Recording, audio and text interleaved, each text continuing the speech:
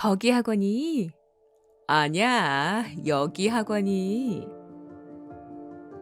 학원에 안 보내서 우리 아이만 뒤처지는 게 아닐까?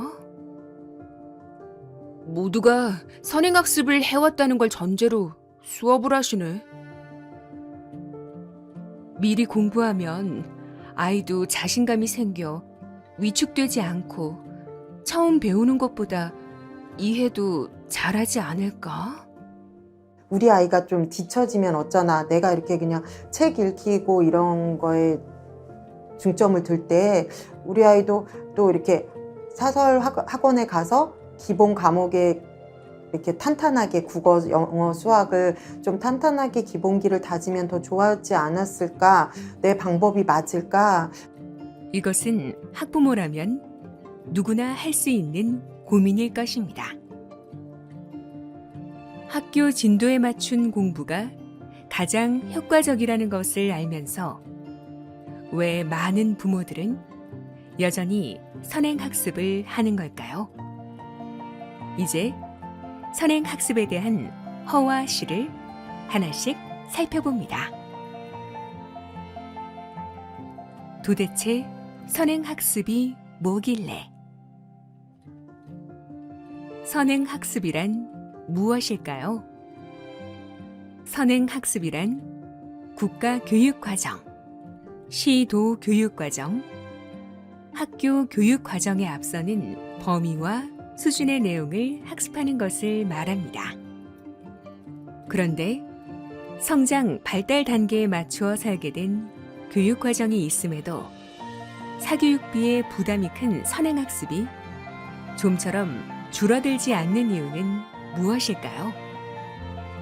키워보니까 지금 제 생각에는 어떤 것이 맞다 틀리다가 중요한 게 아니라 아이들마다 편차가 있잖아요. 자기 주도가 알아서 잘하는 친구들도 있고 아닌 친구들도 있지만 어떤 친구도 자기 주도를 잘하는 친구도 모든 과목을 잘할 수는 없어요. 그럴 때 이제 내가 뭐 영어가 부족하다, 수학이 부족하다 할 때는 그런 좀 도움을 받기도 하는데 그게 사설교육기관이든 공교육에 반가우던 제가 아까 말씀드렸듯이 왜 공교육에서도 선행학습을 또 해보기도 하는 사례가 벌써 나오고 있는 만큼 2014년 9월 12일부터 시행된 공교육 정상화 촉진 및 선행교육 규제에 관한 특별법은 이러한 선행교육 및 선행학습 유발 행위 등을 규제하는 법으로 학부모의 경제적 부담을 덜고 학교 내 공정한 경쟁과 교사들의 정상적인 수업을 촉진하여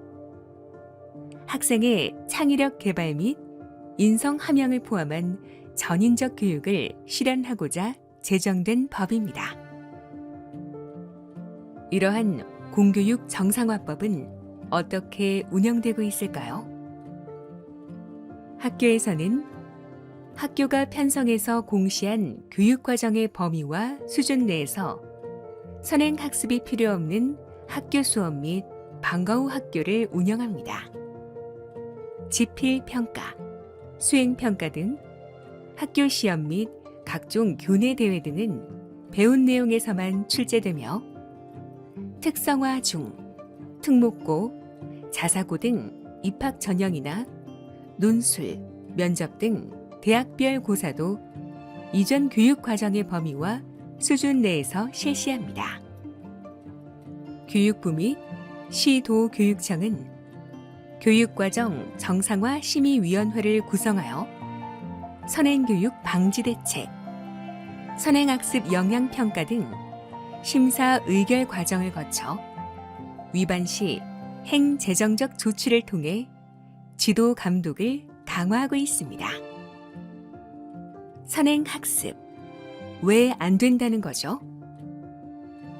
가장 중요한 건 앞으로는 저희 때 같지 않고 직업도 많아야 되고 100세, 그러니까 나이도 연장돼서 살기 때문에 하나의 직업, 하나의 성적, 교과 이것만이 답은 아닌 것 같아요. 그래서 자기가 스스로 또 나이가 됐을 때 직업이 여러 번 바뀌었을 때 어떻게 생각하고 어떻게 활동할 수 있을지는 스스로 결정해야 되기 때문에 꼭 학습을 잘하고 이것만이 그 아이의 진로를 결정짓는 건 아닌 것 같거든요.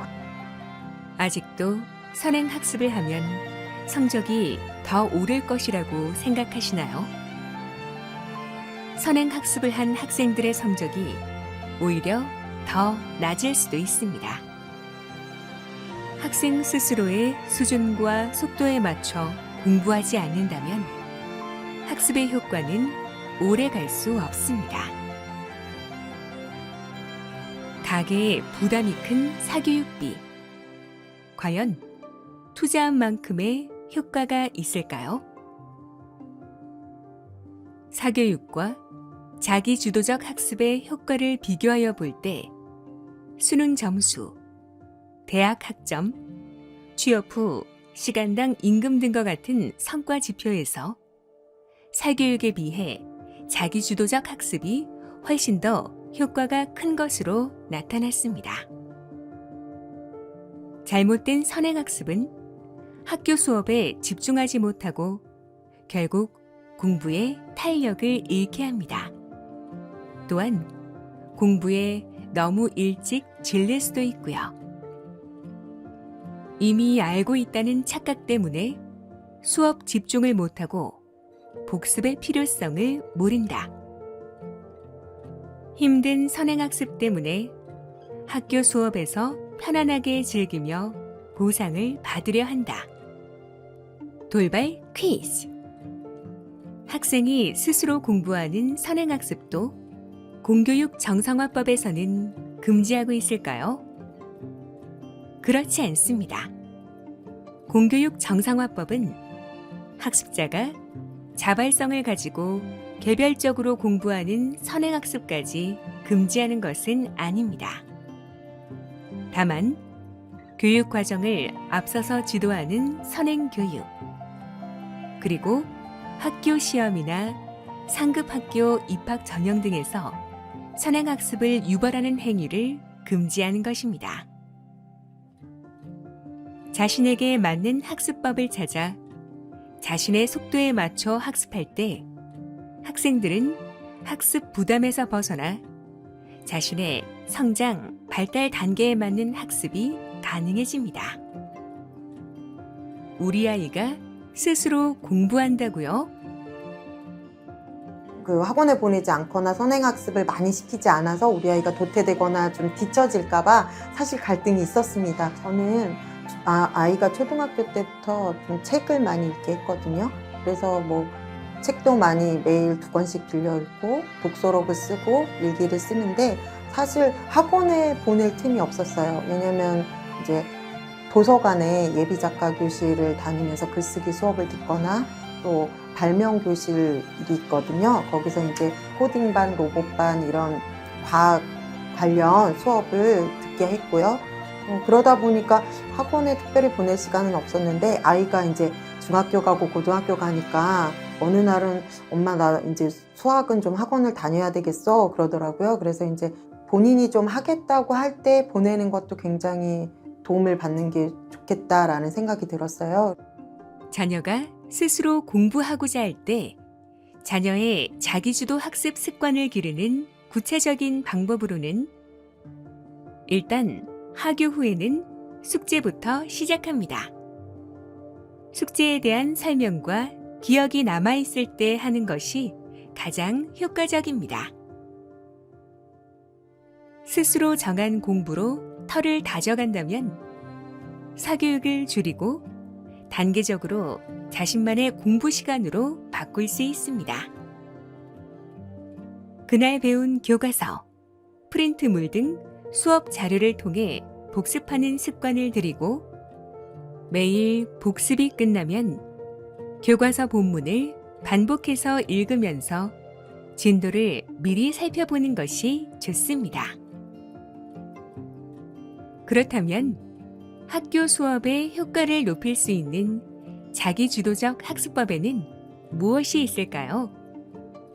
학교 수업 성공을 위한 4원칙은 바로 직전 예습, 수업 집중, 필기, 직후 복습인데요. 첫째, 오늘 배울 부분을 펴서 훑어보기. 둘째, 수업 시간 중엔 집중하여 선생님의 의도 읽기.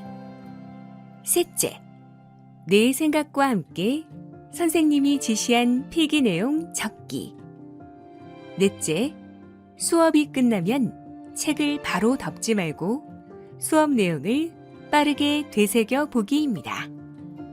이 원칙을 잘 실천하고 있는지 체크를 통해 확인하는 것도 중요합니다.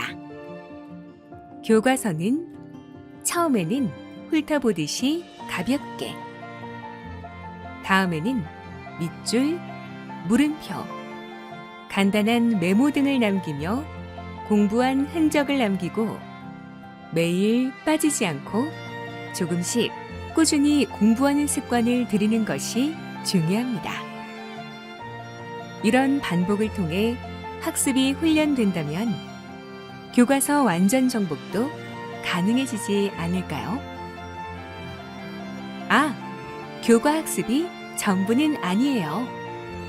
공교육에서도 여러 가지 좋은 제가 말씀드렸던 도서관을 이용해서 글쓰기를 하거나 저희 아이들 왜 중학교도 왜 봉사 점수 들어가잖아요. 그러면 국립어린이 도서관 같은 데 다니면서 이제 서평을 써서 봉사 점수를 받는다던가 기자단으로 활동하면서 사설을 쓰기도 하고 또 신문을 읽고 자기가 좋아하는 기사거리를 만들기도 하고 하면서 멀리 서해 쪽까지 가가지고 취재도 하고요. 그래서 다양한 활동을 시켰더니 훨씬 리더십에도 도움이 됐고 글을 쓰거나 말하는 데 굉장히 잘 하거든요.